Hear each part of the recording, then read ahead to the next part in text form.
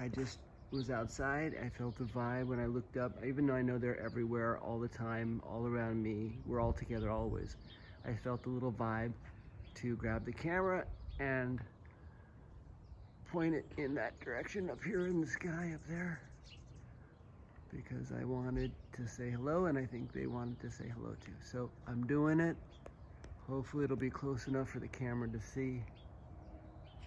And I love you guys in the world.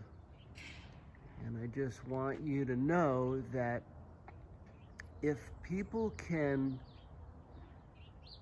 upend our idea of reality and our idea of what life is, and get us to buy into a recreation of what our life experience is, if they can do that, then they can do anything and do anything to us.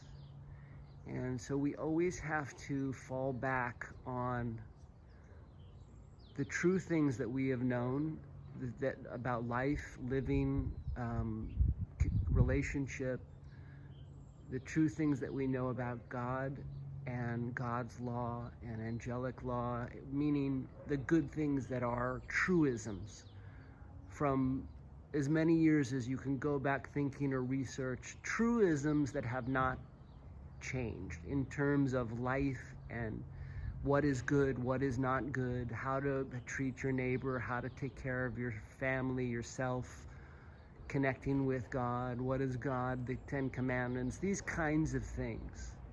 We need to hold fast to those things and know that those are the ultimate truths and that there is no other truths that differ from those paramount things coming from God. Now, sure, there are different versions, etc., and that's fine, because no religion owns God. God is not owned by any religion.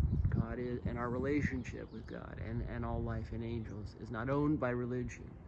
Man co-opted that experience by creating religion, but let's put that aside. So I just want people to understand that you need to fall back on what your parents taught you was good, what your parents brought you up to realize, which was, what came from God, however you perceive God, what that living experience is, how you need to be as a person, what our connection is to each other and our responsibility to each other, all life, what the difference between right and wrong.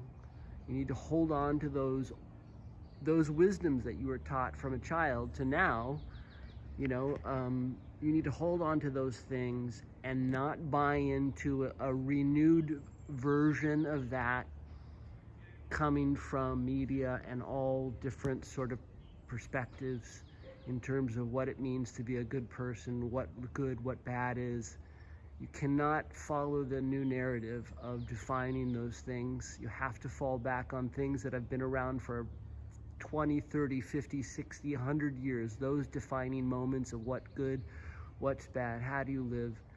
Because if you don't, then your life will get upended, because you're being then fed a new description of what is good, what is bad, what is God, what is life, how we should treat each other, what is society. And once you buy into that new definition, the authors of that definition then have control of your perspective, then have control of our families, then have control of our societies, then have control of our connection to God, then have control of everything.